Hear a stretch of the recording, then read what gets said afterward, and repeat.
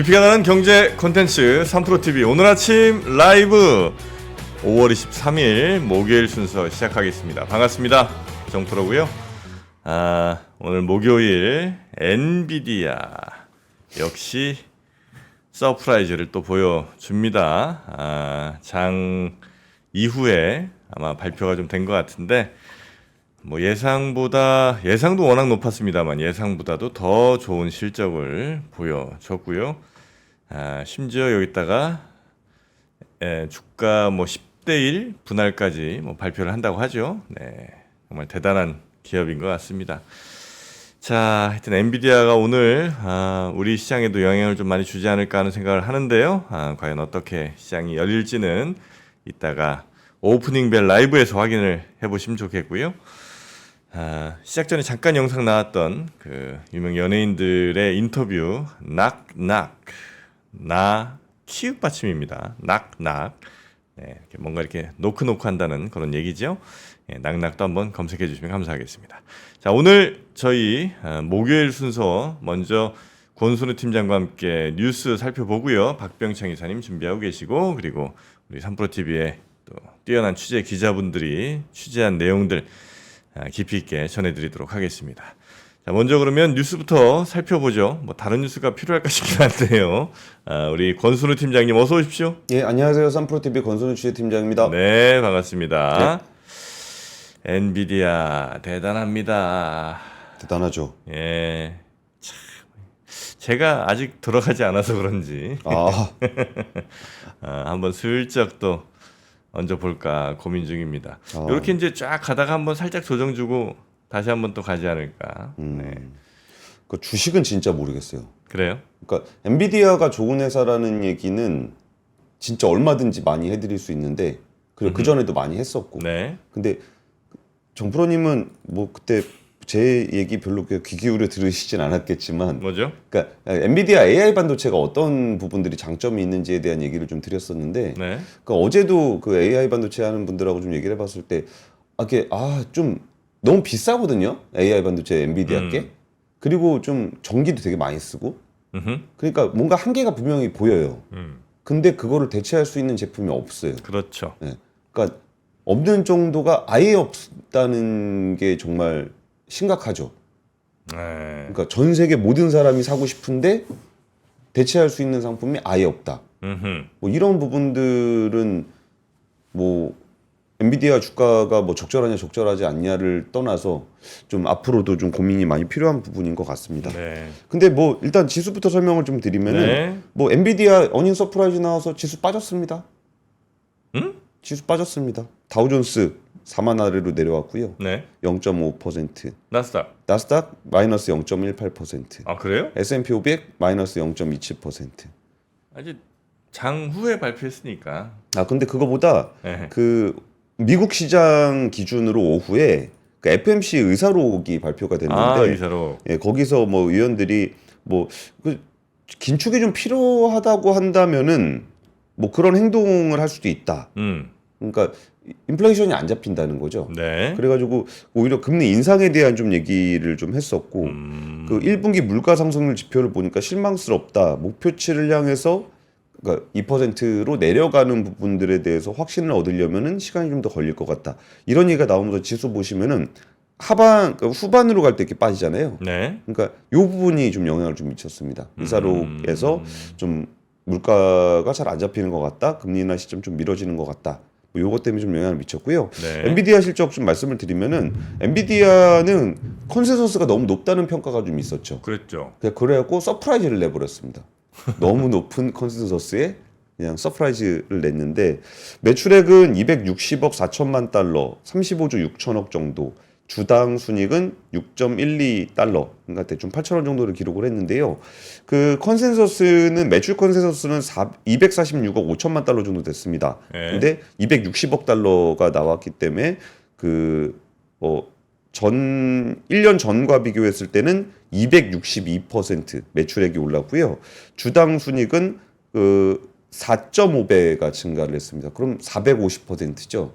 그러니까 이렇게 큰 기업의 매출과 영업이익이 뭐 450% 증가 뭐 이런 거는 좀 너무하지 않나. 그리고 지금 네. 매출 구성을 보시면은 매출 구성. 예. 데이터 센터 매출이 거의 대부분을 차지하고 있잖아요. 네. 엔비디아가 원래 GPU 만드는 회사잖아요. 네. 그러니까 이제 게임 GPU 컴퓨터에 들어가는 거 네. 그거 만들던 회사였는데 나머지는 뭐 얼마 안 됩니다. 매출 구성으로 보면 데이터 센터가 좀 거의 대부분을 차지하고 있거든요. 아 그래요? 예, 여기가 AI 서버 쪽입니다. 근데 AI 서버 쪽은 예전에는 거의 구성에 없던 거거든요. 그 GPU 팔던 데죠. 네. 아니면은 뭐 저 블록체인 하는 데다가 그 채굴할 때 GPU 쓰고 뭐 그러던 회사였는데 거의 데이터 센터가 대부분을 차지하는 그런 구성으로 바뀌어 버렸습니다. 엔비디아가 데이터 센터를 운영을 해요? 아니요. 그러니까 GPU를 데이터 센터에다 파는 데이터 거죠. 센터용 GPU를 판다. 예, 예, 예. 아 그렇죠, 그렇죠. 그러니까 저는 GPU라는 용어도 되게 마음에 안 듭니다.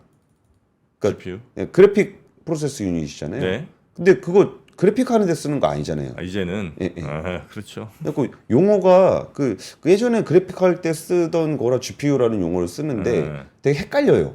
GPU라 그러니까. 그 AI 가속기 그 엔비디아 GPU 가져가면은 그 그래픽용으로 못 써요.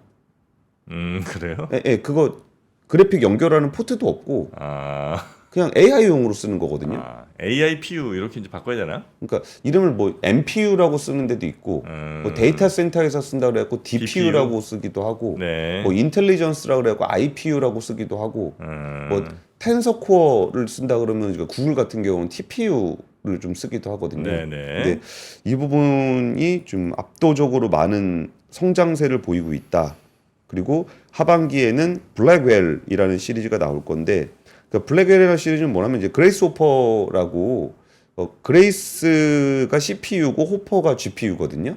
근데 이것도 되게 중요한 용어인데 그레이스 호퍼는 사실 그 미국의 그 여성 제독입니다. 그 컴퓨터에서 버그를 잡는 거, 디버깅을 발견한 컴퓨터 과학자기도 하고 그레이스 호퍼라는 여성 제독이 있는데 근데 그분의 이름을 따가지고 엔비디아가 CPU는 그레이스 아키텍처를 가지고 있고 GPU는 호퍼 아키텍처를 갖고 있는데 이 두 개를 합치면 그레이스 호퍼가 되거든요. 예. 근데 여기서 중요한 포인트는 뭐냐면 엔비디아가 원래 GPU 회사잖아요. CPU도 만들어요. 그게 이제 그레이스예요. 아, 근데 그러면 야 엔비디아 CPU를 누가 써? 이런 생각 하잖아요. 예. CPU는 인텔이지. 근데 이 CPU는 그래픽 연산, 그러니까 AI 연산을 최적화된 CPU예요. 그래서 두 개를 조합을 하면 그레이스 호퍼가 되는 조합인데, 그러니까 CPU 시장에서도 엔비디아가 점점 이 영역을 넓혀가고 있다는 거죠. 그러면 예전에 생각해 보면은 그 CPU 쪽을 엔비디아가 좀 세게 가져가려고 그랬던 게 ARM이라고 있습니다. ARM. 네. 그 ARM을 원래 엔비디아가 인수하려고 그랬었거든요. 근데 그 ARM은 전 세계 모바일 칩 CPU의 95%를 점유하고 있는 회사입니다. 네. 만약에 엔비디아가 인수를 했었다 그러면 와 정말 장난 아니었겠죠. 그러니까 물론 공정당국에서 못 사게 했습니다. 네. 이렇게 뭐 되는 구조를 이제 그레이스 호퍼 체계에서 이제 블랙웰로 이제 넘어가는 그런 구조를 가지고 있습니다. 뭐 주가와 관련한 시장에 미치는 영향은 뭐 뒤에 박범철 기자님께서 좀 더 자세하게 설명을 해주실 것 같고요. 그리고 미국은 열심히 지금 AI를 해서 달려가고 있잖아요. 네. 원래 이럴 때 EU는 뭐를 해야 될까요? EU 예, 규제. 규제. 세계 최초로 인공지능 관련한 규제법이 승인이 됐습니다. 2026년부터 전면적으로 적용이 되고요. 네. 그러니까 어떤 것들의 내용이 들어갔는지를 보니까 AI의 위험도에 따라서 차등 규제를 하는데 의료, 교육, 선거, 자율주행 같은 데 사용되는 AI는 고위험 AI로 분류를 해서 반드시 사람이 감독하고 위험 관리를 하는 시스템을 구축해야 된다는 내용을 담고 있습니다. 그리고 AI를 활용해서 사회적 점수 평가 같은 것들을 하는 것에 대한 규제도 됩니다. 그러니까 사회적 점수 평가라 그러면은 좀 낯서실 건데요. 네. 사람한테 점수 매기는 겁니다. 왜? 누가? 그러니까 AI로 이 사람 몇 점이니 하는 거. 네네네. 근데 사람한테 왜 점수를 매기지라고 생각해 보실 수도 있겠지만 궁금하지 않습니까? 사람한테 점수 매긴다. 아 이건 면접 같은 거 볼 때 AI가 사람 점수 매길 것 같은데? 그렇죠. 우리가 대놓고는 안 하지만 네. 결혼정보회사 같은 데 가보면 사람별로 점수 매기잖아요. 네네네.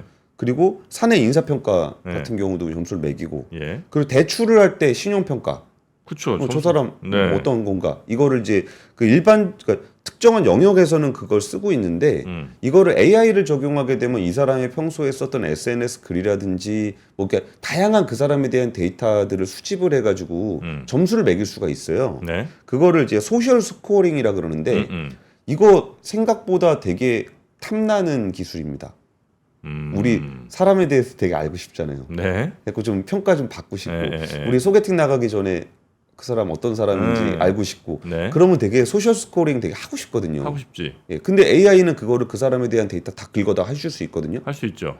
근데 그거에 대해서 규제를 하겠다라는 겁니다.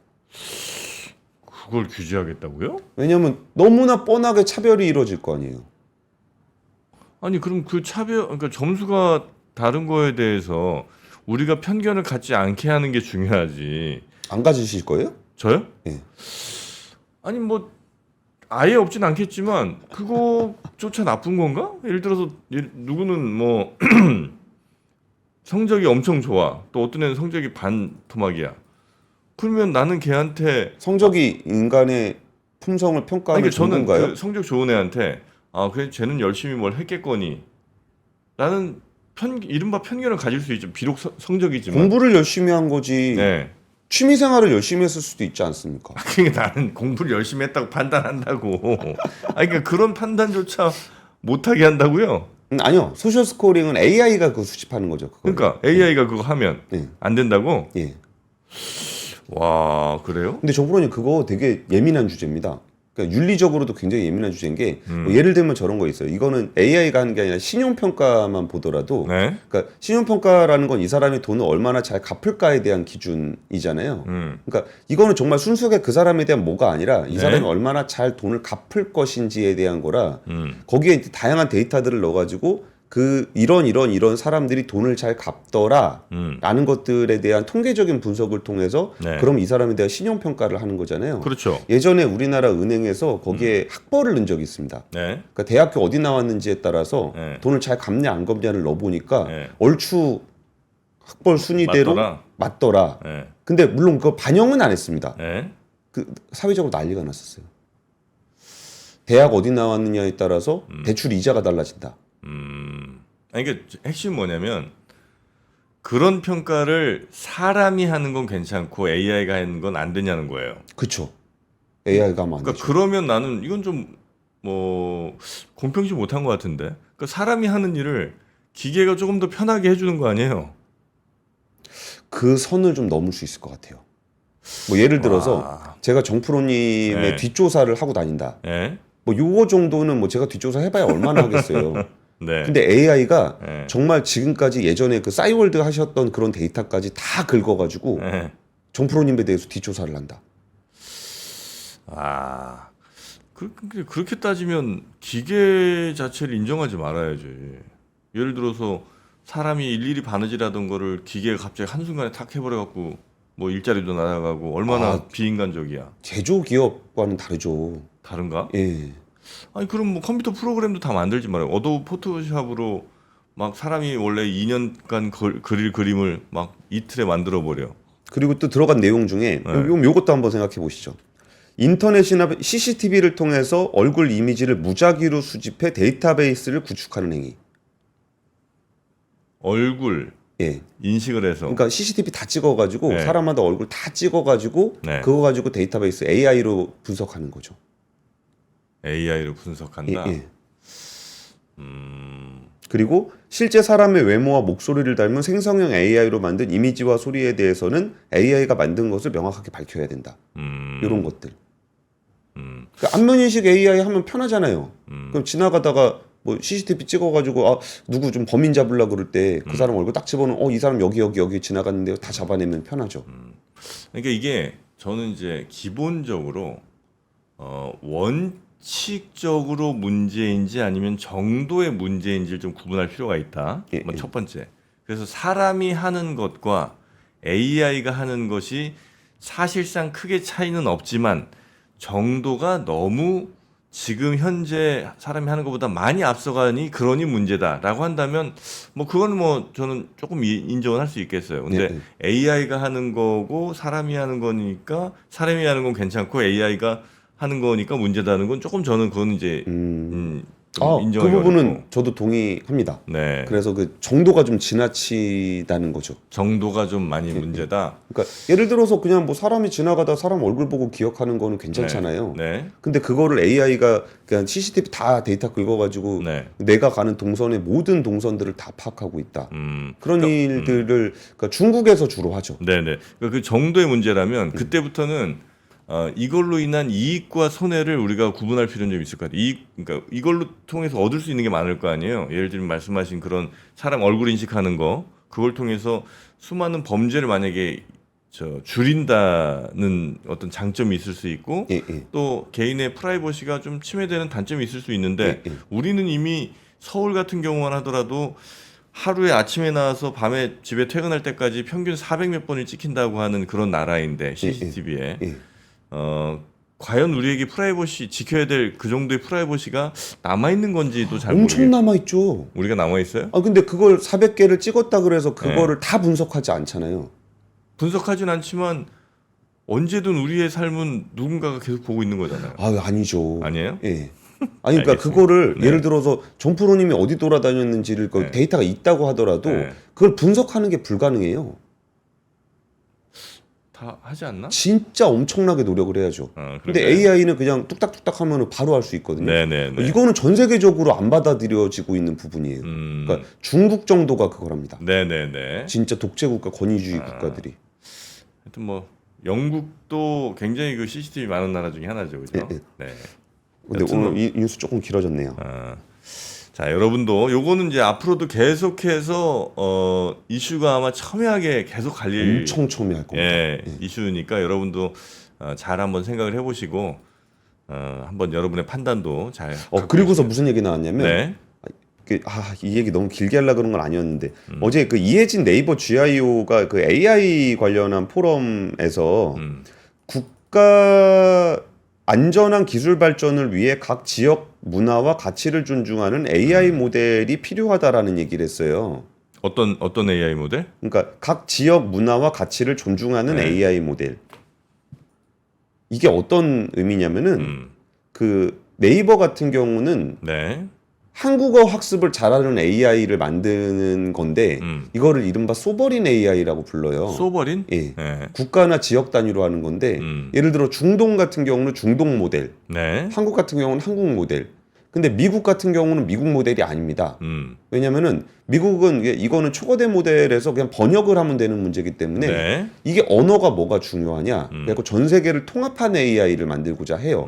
AGI를. 네. 근데 거기서 이혜진 의장이 얘기했던 부분들은 소버린 AI를 얘기를 한 건데 그 지역의 문화와 그런 게 어떤 얘기를 하는 거냐면 네. 아까 그 데이터를 수집하는 정도가 우리나라 그냥 CCTV 정도가 아니라 그냥 아예 전 세계 데이터를 다 긁어 모을 수 있다면 그건 어떻게 할 것인가 라는 것 때문에 소버린 AI를 얘기하는 사람들은 이거는 지역에 따라서 그런 것들의 그 이해관계가 다른데 네. 그 데이터를 미국 애들이 다 긁어다 쓴다.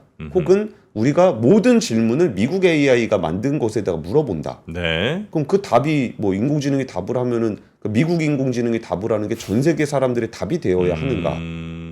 뭐 이런 부분들에 대한 고민들도 있어요. 그래서 어제 그 이혜진 GIO가 이 얘기를 했었고 이 소버린 AI를 가장 지지하는 큰 기업이 어디냐면 의외로 엔비디아입니다. 왜 그럴 것 같으세요? 그게 제일 많이 필요하겠죠. 자기네 제품이. 그쵸. 네. 그러니까 미국에 있는 그 초거대 모델을 하는 회사들한테만 팔 것인가 아니면 국가별로 초거대 모델들을 다 만들어서 다 팔 것인가. 그래서 젠슨왕은 거기에 대한 그 의견이 소버린 AI가 필요하다라고 얘기를 하면서 실제로 엔비디아의 어떤 사업 계획들을 보면 소버린 AI에 대한 비전들을 굉장히 좀 잘 표현하고 있습니다. 네. 자, 이렇게 엔비디아 관련해서 뭐 인공지능의 여러 이슈들, 고민들까지 쭉 한번 짚어봤고요. 여러분은 왜 이렇게 화가 난 거예요? 왜요? 엔비디아 이렇게 많이 잘 된다는데 뭐 때문에 화난 거예요? 너무 그만하자 순우야. 그만하겠습니다. 아니 왜 이렇게 화가 나신 거야? 자, 왜 화가 나시죠? 근데 이런 것들도 한번 생각해 볼 지점이 있어요. 왜냐면 앞으로 제일 우리 삶을 좌지우지할 첫 번째로 꼽자면 아마 AI인 것 같거든요. 예, 그러니까 그 AI가 우리 삶에 어디까지 들어와야 될지, 그걸 왜 니네들이 얘기하고 있냐고요? 그런 거였어요? 어디 가서 들을 건데? 자, 두 번째 뉴스 가보겠습니다. 네, 두 번째 뉴스는 일기신도시 관련한 얘기입니다. 네. 네, 일기신도시의 선도지구를 이제 선정하겠다는 내용인데요. 네. 최대한 4만 가구 정도를 선정을 하기로 했습니다. 음. 그럼 여기에 어떤 데들이 그 일기신도시의 재건축의 선도지구가 될 수 있는가? 네. 이 평가지구 같이 보시면요. 네. 일단 분당의 8,000호, 일산의 6,000호, 평촌 4,000호 이게 다 1기 신도시들이죠. 중동의 4,000호, 삼본의 4,000호 플러스 알파 정도를 얘기하고 있고요. 네. 그럼 어떤 그 아파트가 선도지구가 될 수 있는가? 제일 중요한 건 주민 동의율입니다. 네. 주민들이 얼마나 동의를 하느냐에 따라서 배점이 60점이 매겨져 있고요. 뭐 세대별 주차 대수라든지 좀 이렇게 노후화가 좀 심하고 주민들이 살기가 안 좋은 그런 데들의 점수가 10점, 그리고 도시기능 활성화가 필요한 데가 10점, 네. 뭐 이런 것들로 이제 구성이 됩니다. 그래가지고 이제 그러면은 대충 최대로 했을 때는 분당에 12,000가구, 일산에 9,000가구까지도 좀 될 수가 있고요. 그러면은 요게 다음 달 25일에 그 선정 기준을 포함한 공모 지침이 이 다음 달 25일에 확정 공고가 됩니다. 그러면은 여기서 잘 될 것인가에 대해서 어떻게 보세요? 일기 신도시 재건축은 분명히 필요한데. 네. 잘 될까요? 이게 사이즈가 엄청 크잖아요. 엄청 크죠. 네. 잘 안 되겠죠. 잘 될 수가 없지 않아요? 그러니까 부동산 경기가 좋을 때라 그러면 너도 나도 하고 싶어 했을 건데 네. 지금은 건축비도 많이 올라가 있고 엄청 올랐어요. 예, 거기다 돈을 많이 냈을 때 그 아파트 가격이 많이 오를 거다라는 것도 지금 장담할 수 없는 상황이어서 좀 잘 될까? 라는 얘기들이 1차적으로 있고요. 그 새로 지은 아파트 막 늘어난다고 거기에 들어갈 사람도 그렇게 많지는 않을 것 같기도 하고. 그쵸. 그다음에 아파트가 예를 들어 막 신도 일기 신도시인 게 다 한 5층짜리다. 이러면 이제 또 쫙 종상향하면서 예. 그럼 이제 그 집주인들 입장에서는 이렇게 해서 이제 돈 좀 벌겠 이런 생각으로 이제 쭉 진행이 될 텐데. 예. 그 일기 신도시도 다 한 15층 뭐 이렇게는 되잖아요. 맞아요. 예, 그러니까 거기서 뭐 높여봐야 뭐 60층짜리 질 것도 아니고 힘들 수밖에 없어서 아마 이거 원래 집주인들이 부담해야 될 돈들이 너무 커지면 맞아요. 예, 그래서 아마 이건 진행이 지금 하려고 했던 것도 몇 개 그냥 맞아요. 예. 예, 끝나고 많던데. 그러니까 재건축 한다는데도 뭐 지금 이미 네. 뭐 한 대에 뭐 5억씩 내라 그러고 뭐 그러니까 좀 안 되는 데들이 꽤 많은데 네. 그럼 새로 시작하는 부분에서 뭐 강남에서도 잘 안 되는 게 일기 신도시에서 되겠냐 이런 반응이 하나 있고 그렇죠. 또 야 우리 지금 안 나면 못 한다. 그래가지고 거기에 또 이제 같이 해서 잘 됐다. 우리가 선도지구가 돼야 된다. 그런 게 어제 그 부동산 커뮤니티에서 굉장히 뜨겁더라고요. 네. 여기에 더해서 또 하나 나왔던 얘기가 이주 대책이 좀 미흡한 거 아니냐. 이게 뭐 한 26,000호, 뭐 3만 호 가까이 움직여야 되는데 어디로 이사 가냐.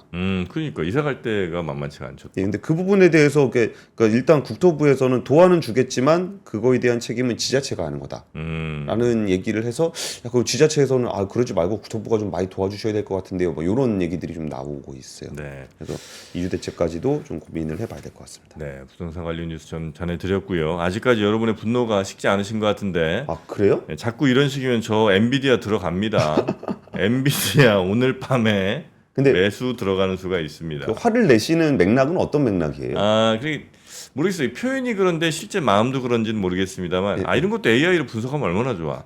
근데 하여튼 그만해라, 길다, 지겹다 이런 게 좀 많고요. 네, 빨리 다른 뉴스 하자, 다음 뉴스 하자는 뭐 이런 이제 목소리들이 좀 많습니다. 그건 죄송합니다. 이제 분량 조절을 잘못한 것 같습니다. 다음 뉴스는 뭐 크게 별거. 왜요? 어제 현대차 주가 10% 가까이 올랐어요. 그렇습니까? 그 현대차 그 정도 등치가 자, 현대차가 10% 올랐다고요? 네. 왜? 그 얘기 하려고 그런 겁니다. 이게 세 번째 뉴스입니다. 네. 네. 그 어제 얘기는 자넷 옐런 장관이 독일에 가서 EU에다가 중국의 저가 전기차에 대해서 공동 대응하자.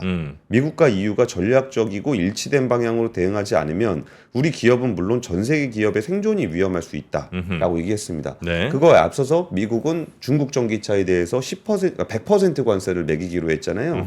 근데 이걸 생각해 보면은 중국 전기차가 미국에서 판매되는 게 거의 없습니다. 그렇죠. 별로 영향을 안 줘요. 예. 그래서 거기다 관세를 100% 매긴다 한들 미래에 대한 건 있겠지만 현재에 대한 건 아니거든요. 네. 근데 EU에는 그 중국 전기차의 비중이 꽤 많이 나가고 있습니다. 그러니까 여기다가 관세를 세게 매기게 되면, 그러니까 지금 현재 한 10% 정도 되는 관세가 한 25에서 30% 정도로 올라갈 것으로 예상하고 있거든요. 네. 그러니까 전기차, 중국산 전기차에 대해서 보조금 조사를 하고 있고, 음. 그럼 여기다가 만약에 관세를 매긴다, 그러면 이거는 현대차가 먹는 거다. 그런 기대감이 좀 나타나고 있습니다. 10%가 올랐어요. 예, 예. 야, 현대차 하루에 10% 오르는 건 정말 보기 드물죠. 진짜 오랜만인 것 같은데. 아, 그래서 지금 주가가 27만 7천 원. 예. 아, 많이 올랐네요. 그쵸, 이게 거의- 이제 애플카 때가 딱 요 가격이었죠 아마. 그거보다 좀 아래였죠. 지금 최고가 넘어간 것 같은데, 그런가요? 제가 한번 볼게요. 예. 아, 제가 예전에 현대차도 예, 잠깐- 넘어갔습니다. 아, 넘어갔어요? 예, 저도 그때 한 25만 원 최고가 예. 지금 27만 원이니까. 아니 그렇게 2년 내내 실적 좋다, 잘 팔린다, 미국 수출 좋다, 뭐 이익도 좋아지고 있다, 뭐 등등등해서 엄청 호재가 많았는데 도대체 주가는 왜 안 가나? 맨날 2년 내내 그랬는데 이제 조금 가네. 예. 그쵸, 많이 갔습니다. 네. 그리고 어제 그 얘기가 좀 나오면서, 그러면은 뭐 배터리도 지금 뭐 유럽에서는 많이 쓰거든요, 중국산. 네. 그래서 그런 부분들과 이제 아니면 태양광 패널이라든지 아니면 풍력 터빈이라든지 이런 부분들을 이제 EU에서도 계속적으로 조사를 하고 있어요, 반덤핑 조사들을. 네. 그래서 이거를 미국에서는 굉장히 강경한 입장이기 때문에 이거를 EU가 공동 대응을 어느 정도 수준으로 할 것인가에 대한 얘기가 좀 나와요. 근데 사실 중국에 대한 대응은 우리가 예전에 그 KC 인증 사태에서 보듯이 네. 중국에 대한 감정들은 서로 안 좋은데 이거를 못 들어오게 막았을 때 국민들이 좀 저렴한 중국산을 못 쓰게 되는 문제가 생겨요. 그러니까 EU 같은 경우도 예를 들어서 뭐 유럽이 중국산 전기차 들어오는 거에 불만이 있다. 네. 그래가지고 중국산에다 좀 이걸 막아야 되겠다라고 하면 제일 손들고 반대하는 데는 오히려 독일입니다. 왜냐하면 폭스바겐이나 BMW, 벤츠가 중국에다 엄청 많이 팔거든요. 네네네. 그러니까 그런 부분들 막힐 수 있거든요. 그래가지고 EU가 동참을 해주면은 중국은 꽤 큰 타격을 입을 수는 있는데, 그럼 그 타격이 중국만 입는 게 아니라 미국 국민이라든지 유럽연합 국민들도 타격을 입을 거라 이 이슈가 좀 굉장히 또 예민한 이슈가 돼 있습니다. 네. 근데 어쨌든 어제 그 자는 옐런 장관의 어떤 그런 얘기들이 나오면서 꼭 이것 때문인지는 잘 모르겠는데 이 얘기를 하고서 그 현대차가 좀 반사이익을 볼 수 있다라는 기대감으로 주가가 거의 10% 가까이 올랐습니다. 네. 아직도 화가 나 계신가요? 화는 뭐 어느 정도 이제 좀 괜찮아진 것 같고요. 아, 정프로가 이제 여러분 때문에 사실 들어간 주식이 꽤 있거든요. 그러니까 제 물론 개인 판단에 들어간 주식도 많습니다만 여러분이 하도 뭐라고 그래서 들어간 게 또 있어요. 방송 중에. 아, 그래요? 참 이런 투자는 안 되는데 여론 투자라고 할까요? 여론 투자. 여론 맨 하도 뭐라고 그래갖고 그때 이제 2차 전지 막 들어갔거든요. 그때 SDI 들어가셨죠? 아니 뭐 다 들어갔죠. 다 들어가 많이 있어요. 들어갔어. 뭐 엔솔, SDI, 뭐 나노 신소재 등등 해갖고 대주전자 재료 뭐 등등 엄청 들어갔어요. 아 2차 전지 안 들어가고는 방송을 못 하게 하더라고요. 야, 니 매 2차 전지 없으니까 맨날 뭐 2차 전지 안 좋은 얘기하고 뭐 아닌데. 그래서 알았다 그러는데 들어간다고 꽤 들어갔어. 그리고 그때 약간 또 좋아 보이더라고. 하도 계속 가니까. 야, 그때 지금 이제 내 계좌의 마이너스가 전부 다 2차 전지고 나머지는 다 괜찮아. 다 괜찮다고 하면 좀 그렇지만 하여튼 뭐 마이너스는 아니거든요. 2차 전지만 마이너스야 지금. 당신들이요, 당신들. 지금 엔비디아 들어갈까 고민하고 계셔서 그런 얘기 하시는 거예요? 당신들 잘 생각해요. 당신들이라고 책임이. 내 진짜 마음 같아서 당신들한테 엄청 원망을 하고 싶지 않아. 나 원망하지 않습니다. 그건 뭐 어쨌든 내 선택이라고 생각을 하니까. 자, 여기까지 하겠습니다. 뉴스는 요 정도 하고요. 예. 내일 아침에 다시 뵐까요? 예, 내일 아침 뵙겠습니다. 고맙습니다. 네, 감사합니다. 네. 박근영, 이선영, 사경인, 염승환 투자 마스터들의 세심한 케어로 건강한 투자 습관을 만드세요. 3프로 멤버십 3프로 앱에서 확인하세요.